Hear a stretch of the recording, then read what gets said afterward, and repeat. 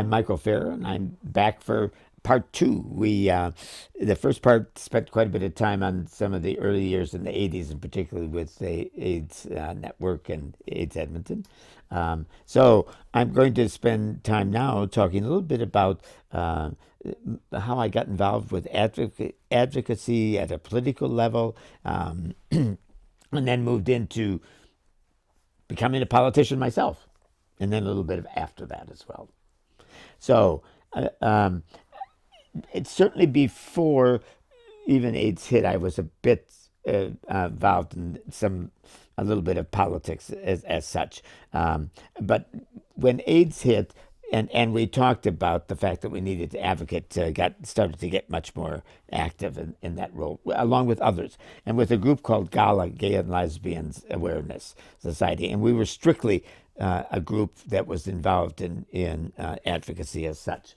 And so I think that one of I love telling a couple stories as well. And so one of the early things that a group of us did is that in Alberta there was the Alberta Human Rights Commission that had been set up by the government to ensure that human rights were being followed, and to promote them being followed, and also to handle if they were not being followed by persons or groups that you could take them forward. So we spent time um, trying to get the Human Rights Commission to say that the provincial government, because they reported to the government that they needed to include sexual orientation in protected grounds, kind of thing in that as well. And so that meant for us is that we met with the members of the commission who were appointed by the province and indicated why we should be and what was going on. And certainly at times that was talking about what was happening to people with AIDS as well. And that, so in the stories I like to tell about it is that at one of the times we'd set up with the commission that we would, a group of us would meet with all of the commission members in downtown in their office area. And we would go through what we thought was significant and why they should be recommending to the province that they change their legislation, add that in. So one of the other people, there were a number of us, but one of my favorite people was Maureen Irwin. And she and I worked on things for 10 or 12 years until she died, and we were great friends and had a lot of fun. Anyway, she was instrumental in a lot of the work that we did. So if we decided we were going to wanted to meet, she was the one that would call and make the arrangements and where we was going to be and all that kind of stuff, as well as being part of it. And thought that our best opportunity with the full range of them was for 5 or 6 of us to each one of us very briefly talk about ourselves, who we were, what kind of work we did, where we were coming from, to try to get the notion that we're just kind of regular people. The regular people of Alberta. Alberta loves to talk about, that everybody is just kind of regular folks. And so that's what we did. We get it ready. And we met in the office where this was going to be held about a half hour before. We wanted to make sure that we had everything ready, and we were dogged wanting to do a good job. I can't tell you how much we worked at trying to make sure it was done well.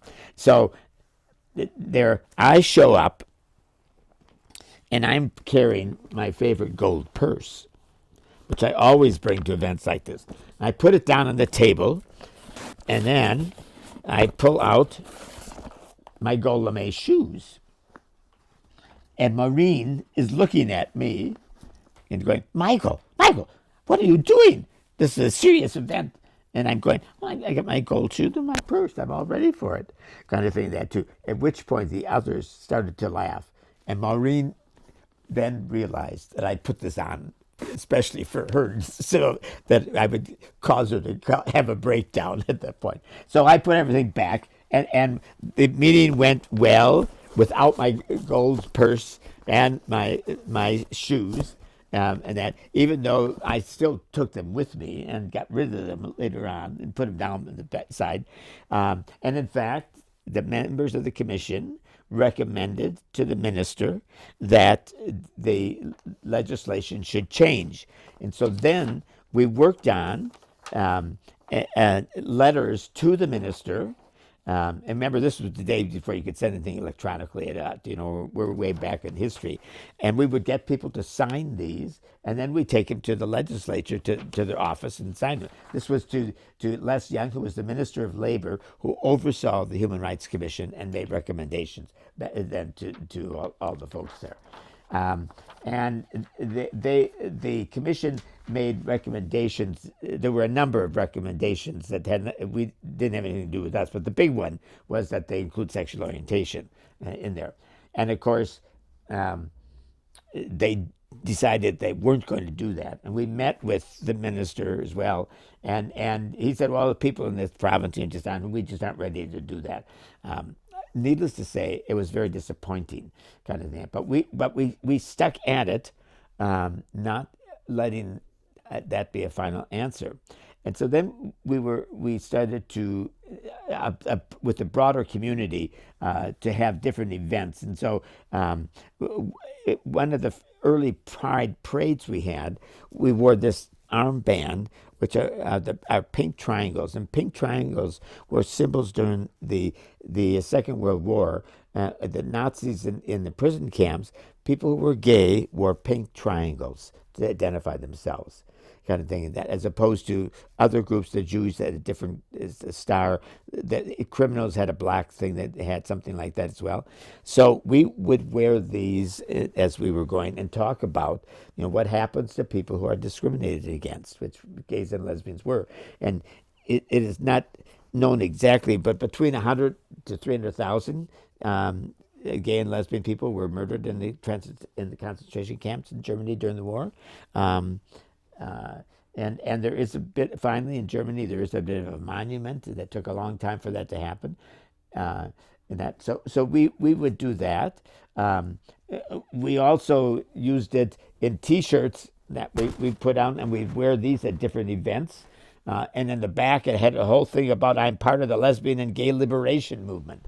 And that we would have, so the back had all this kind of thing that, we're coming out, which is the sign here is bursting out, kind of thing that, even though some of us were kind of small, we didn't burst very far, kind of thing that too.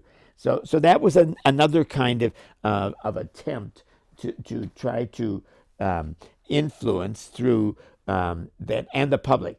I will tell you that with these and these got a lot of public attention, TV, radio, not radio, but newspapers, etc. That would oftentimes show that and gave an opportunity to say, we we're trying to change the legislation, we shouldn't have it. And we would say other provinces already done this, the world hasn't fallen apart, kind of thing, and that. And we would be advocating that. And we would do that many times over 5 or 6 years that we were at that. And the Human Rights Commission, to our credit, recommended, I think, 3 different times to the province that they should change the legislation. They didn't do that. They decided each time not. But the commission kept putting it forward as well. And the last time they did that, well, I'll wait and speak it last time as I move a little bit forward. Anyway, that also brought me into, and not just me, but others as well, into talking with politicians and getting to know who they are, and particularly in Edmonton, the opposition, and that which only had a few seats as compared to the Conservatives who were running the government, but starting to know what was going on a little bit in that as well. And I started to become a bit more politically involved. And in let's see, 1989 was a city election. And one of the people that I knew who was an MLA, who was a New Democrat, who was young and very progressive, said, come with me to a meeting I'm going to, and that. So I did, and it was a meeting with the prospective candidate running for mayor, and some other folks who were going to support, and to set up people, captains kind of in different areas of the city to support. And I got talked into working for on the campaign in '89 with the person who became the mayor, which was Jan Reimer, and I worked on that campaign, calling people, getting volunteers, all the things you do to try to get someone elected, and with that came a better sense of what this was all about, and a lot more understanding of the city and city politics, and all of what needed to be done. Um, and with that, and with some of this other stuff that I was doing, I began to have people say, "You should run. You should run for city council." And I was like, I'm going to do that." And I, personally, uh, um, my family, my parents in particular, always paid attention to politics, but never involved other than paying attention and voting. They always voted, kind of thing, that too.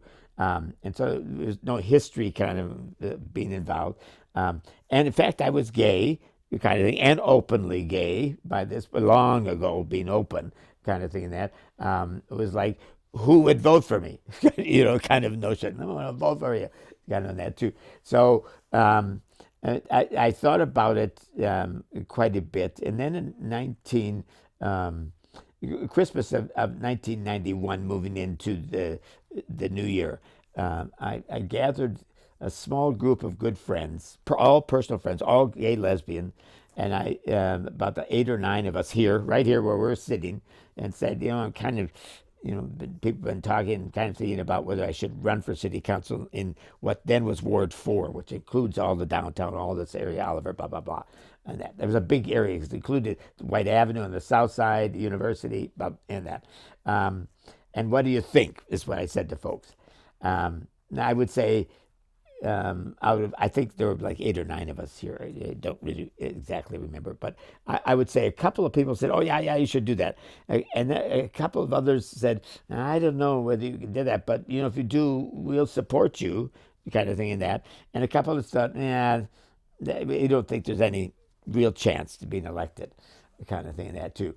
Um, and I at that point I knew it was going to have to be my decision in the end. Kind of, I had to decide if I was going to do this or not. Kind of, but I wanted to hear what others said, and it was a very helpful session, kind of thing. That so I started to pay a bit more attention. I talked to a couple of current members of city council that I knew about what the work was like and how it was going, and some of that to get a little better feel. Also with the mayor who was elected, and who I got to know quite well, working on the campaign, kind of thing that too. And so after thinking about it, and I was working full time. I had this job with the province that was fine. I liked real well, kind of thing that, and I'd been there for some years doing that. Um, I decided on St. Patrick's Day that I would run. So I announced at the Community League Hall here shortly after that I was going to run with a few folks there, and started all the work to put together a campaign. And so I always chose the color yellow with the black design, and here what it is.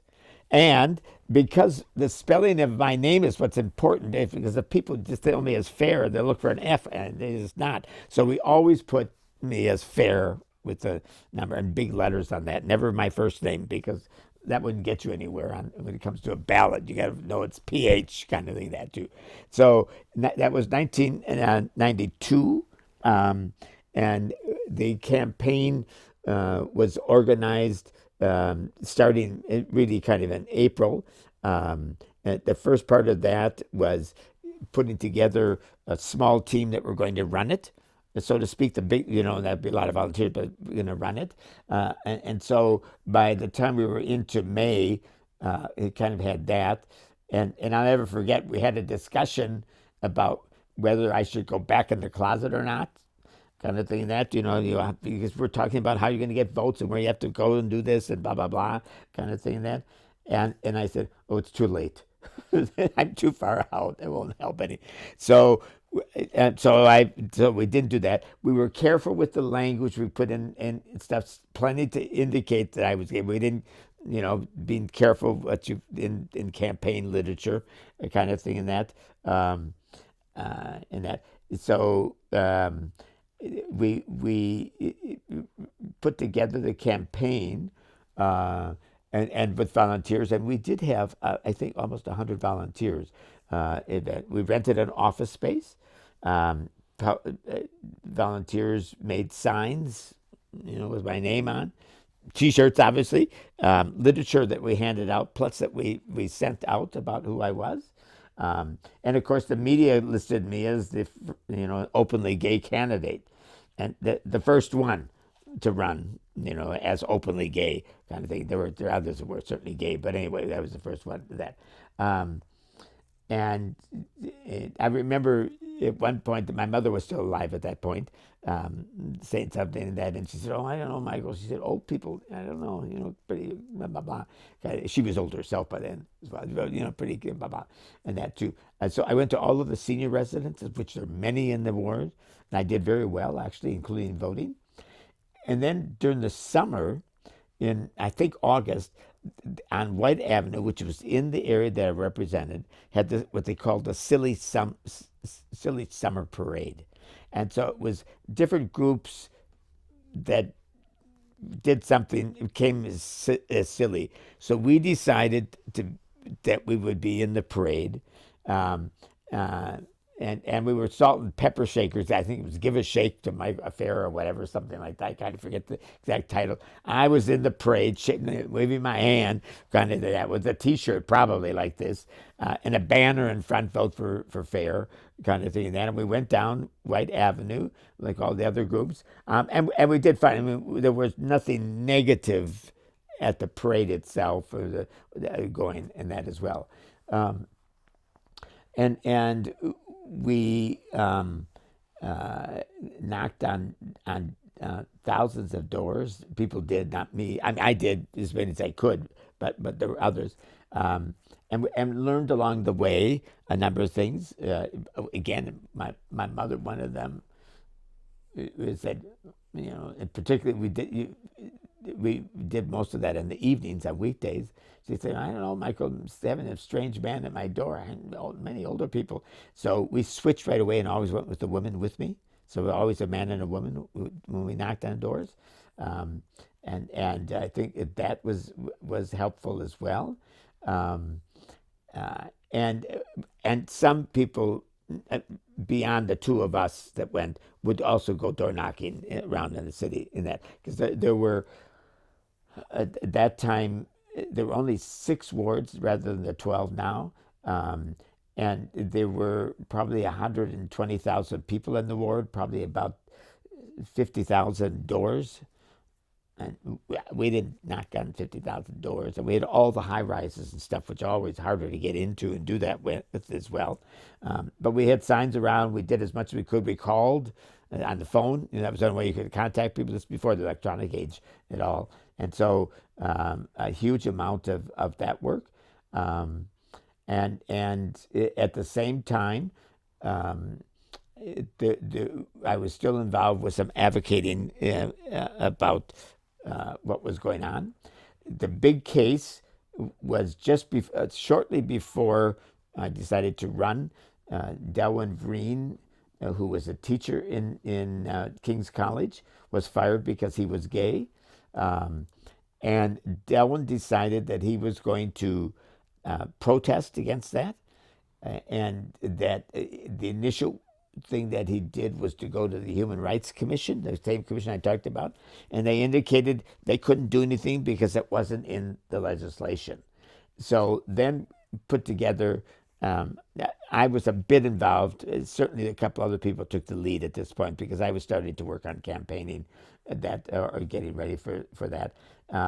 There's some other people then started to gather a lawyer or two that would take on the case, and go to court, saying at the provincial court, saying that the legislation should be changed to include sexual orientation, kind of thing in that, for Delwyn's case.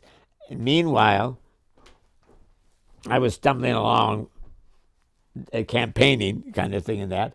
Um, and the case continued on. I continued campaigning, and on the second Monday in October, which is when the city election is. And this was before you could vote electronically as well. It was all hand votes that had to be counted. And when they were counted, someone would take that and the numbers down to City Hall where they were then put together. Well, every candidate could have a person at every polling station, which they did. And as soon as they were done, they would call us. And so we put the number up on the wall. Um, and by whatever miracle, I won, kind of thing. That much to my surprise, much to my surprise, and I think everybody else as well. And I have to say, it was an exciting day and something that I never, you know, anyway, never thought would be possible. And I was, cast as the first gay person elected in Alberta, blah, blah, blah, kind of thing. That it clearly was not that significant with voters. First of all, if there were 50 or thousand people in the ward I covered who could vote, I would say that 49,500 of them didn't know who I was from Adam. Some people would have known, but it's like anything else. They wouldn't have known whether I was gay or not. Most people in that kind of thing, that one way or the other, and that wasn't where the issues were.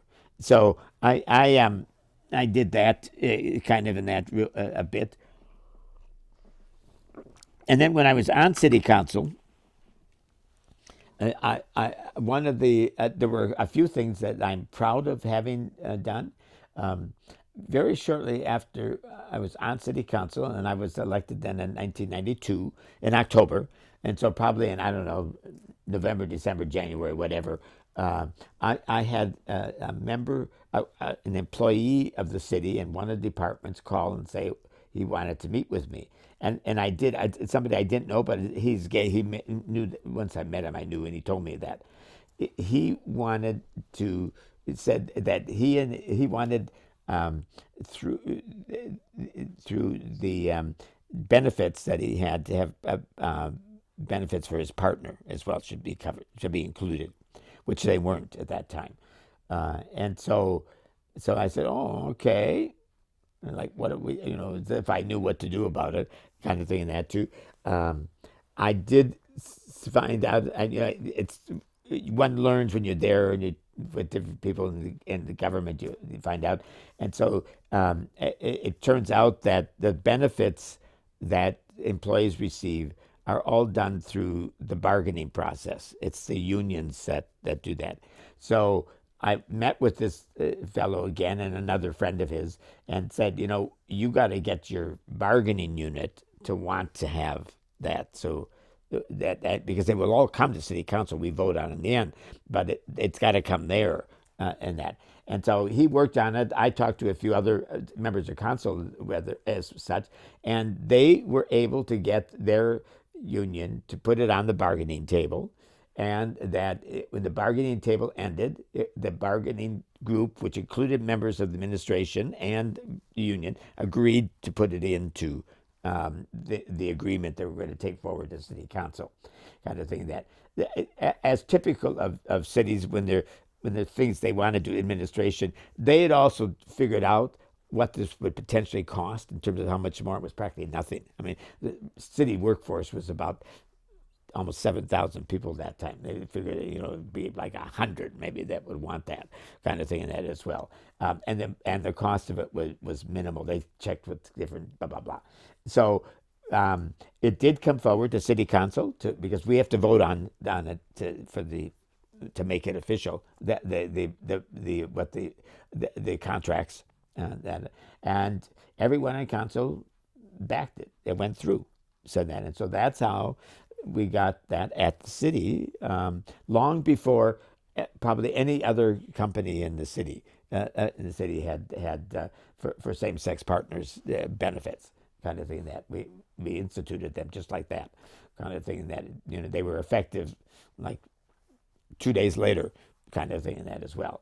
Um, One um, other small thing that probably that was a surprise to me, and shouldn't have happened in many respects, is the city had set up EBCOR as a company at that point to do electricity and blah blah blah, and the mayor was on the board of the new entity of EBCOR, kind of thing, in that that, and she called the mayor called me one day and said there was a meeting of the board and she couldn't go, and I was the acting deputy mayor or whatever we called it at that time, and she said, "Can you go?"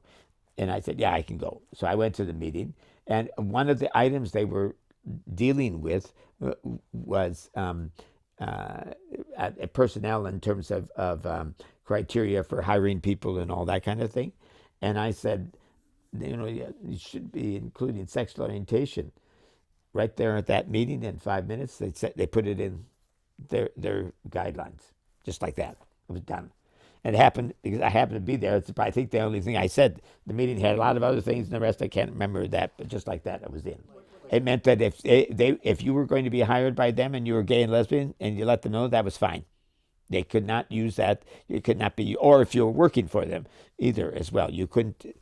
You were protected as an employee through the whole company, and that became official, just like, as I said, just like that. Boom, it was there, kind of doing that too, and by accident, if the mayor had been able to go to that meeting, that probably wouldn't have happened. I'm sure it wouldn't have been. Although Mayor Reimer was supportive, she was the first mayor to proclaim Gay Awareness Day, is what she proclaimed initially, and that. So the mayor and others had talked, and so she did that proclamation, which was the first one, first time that the city had proclaimed that as such. And then the other major thing that we've talked a little, it's mentioned a little bit before, was the Delvin Green case that was moving through the courts over many years, and then was eventually at the Supreme Court of Canada being argued by a set of lawyers that he and the group that working on it, and I minimally was involved, minimally with that, putting forward the case, and the province was there with lawyers saying it shouldn't happen and don't put it in the and saying to the Supreme Court that it's not in the Charter of Human Rights and shouldn't be. So that was done, held in Ottawa at the Supreme Court. And the way the Supreme Court works is that the decisions come out on a Thursday, always a Thursday, and they always indicate not the result, but the case that. So some of Delwyn and some of the others flew out to Ottawa to actually physically be there when it was there. Most people didn't go as such. And so on that Thursday, in our time, I think about 8 o'clock in the morning or something like that, we had the information from, because it was a little later in Ottawa, and the Supreme Court ruled that the Alberta human rights legislation had to be changed to include sexual orientation.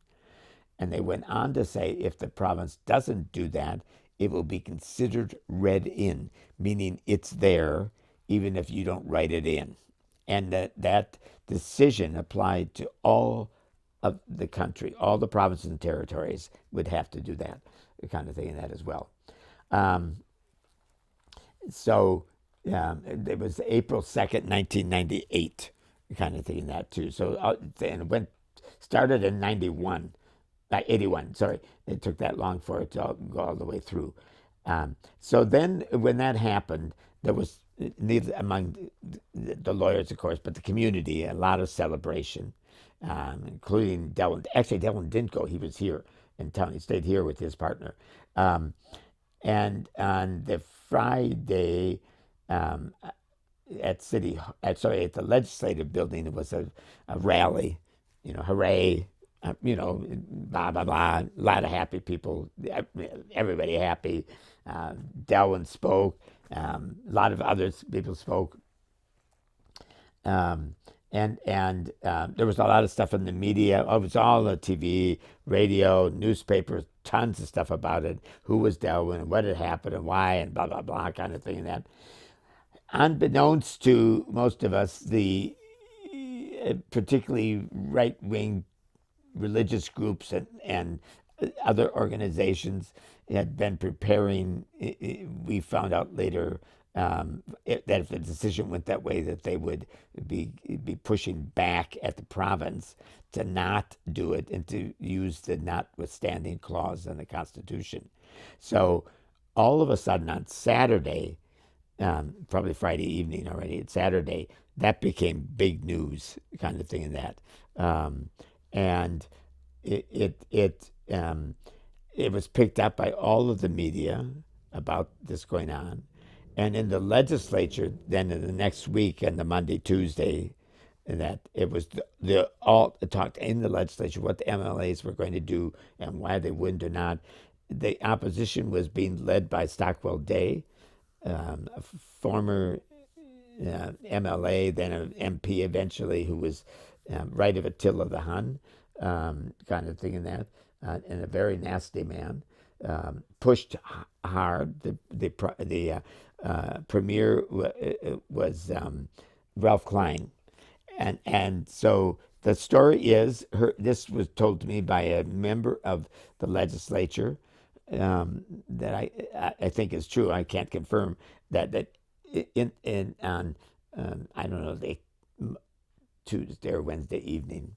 Oh no! Before we get quite that far, this was before that. He was making and pushing Klein, and others were pushing Klein that he should do that, notwithstanding. But on the Monday, um, before of after and what's happening, there were a significant number. I was getting significant numbers of calls my office about people saying that this shouldn't happen. You're awful, and you should be dead, and all kinds of other trash.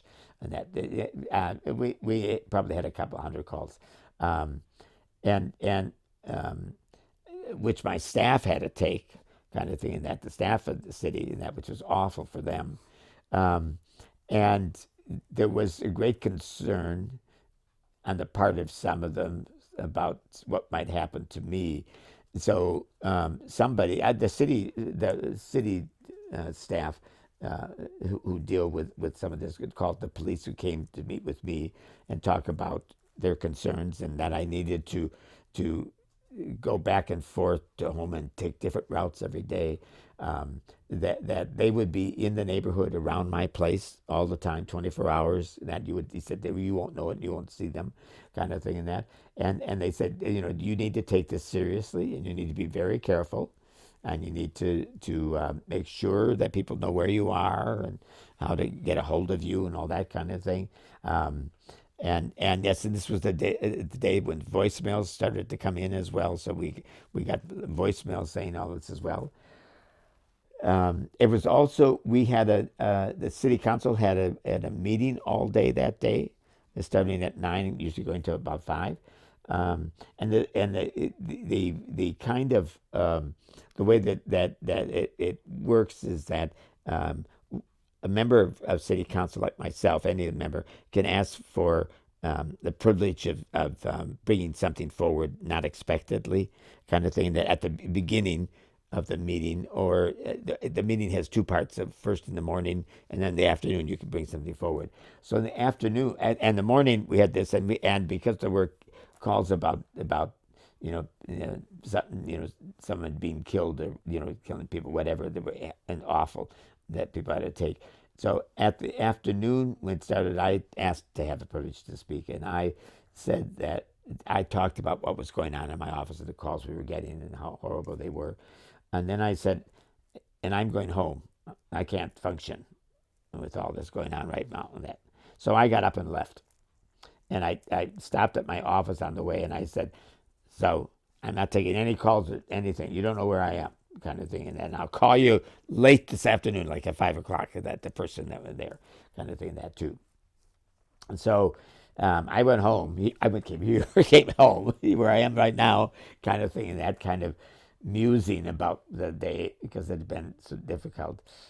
And I had two things happen on the way home. Um, one on the way and then one just after. I had my radio in the car on, and one of the talk shows was on, um, and listening to some of the horrible stuff, and the individual in another car who was hearing this called and left a message saying that it was so awful they had to pull over to the side of the road and stop because it just made them so furious, kind of thing, that, and it really struck me. I knew the person, and this was not somebody that would be easily intimidated, in my opinion. And then I got a call that I did take from somebody else I knew quite well, who originally from another part of the country, saying, "My family's calling and telling me I should fly back home. That this sounds really dangerous." And the person did not do that, but I was a bit taken aback about how this was moving around. So when that late afternoon, I called my staff person at the city, and who reiterated some of what was going on, and talked about what to do. Decided that I would do a media conference the next day at City Hall. We'd invite all the media, and I would talk about what was going on, what was happening. So we did that. We had media from across the country. Um, and it was not easy. I had to talk about some of the letters and some of the information I was getting, um, and also that the government should not be doing the notwithstanding. That Klein just go ahead and sign it. This will be all done and over, and it didn't be, and blah blah blah, and that. And so that went all across the country, and the next day was at the legislature. Stockwell Day was meeting with Klein later in the day, and one of the MLAs there said you could hear them shouting at each other in the hallway. And Klein decided not to use it, notwithstanding. He announced that on Thursday, the next day. So it was over, and that was the day before Good Friday and Easter, so everything was closed. So I went out and bought a new shirt for Easter, which I still have. Got to think that. It was tough, but it ended it. It was like it never happened. By Saturday and Sunday, it was like it was entirely over, and like it never happened. And that it was amazing in that regard. It was a shock, and the police stayed around for a while. I'm not quite sure how long, but they still came around and said that too. But it ended. There was, and the media on it ended as well. Got to think that too. And I ended at that point. Got to think that too. That had taken the best out of me. Other than I continued when I was on city council to be part of parades and things like this. This was my favorite item that I would take, and people laughed and carried on with that. The last person in the world is me, as a stud, but it was always the best thing to take on the parade. And I was always part of the parades and the other things, and they have continued to be part of things going on in Edmonton. So I've been part of the queer history project currently on downtown, a map that we've done of places, and do tours of that. I'm also working with a group of Edmonton Pride Senior Group, and we do things with senior places, but we are currently working on acquiring land and building a residence for older gays and lesbians in Edmonton, if we're successful. So I do that as well, and I am involved in a few other things that are part of the queer community as well. And so that takes us up to today. So I'm here today, and that's the end.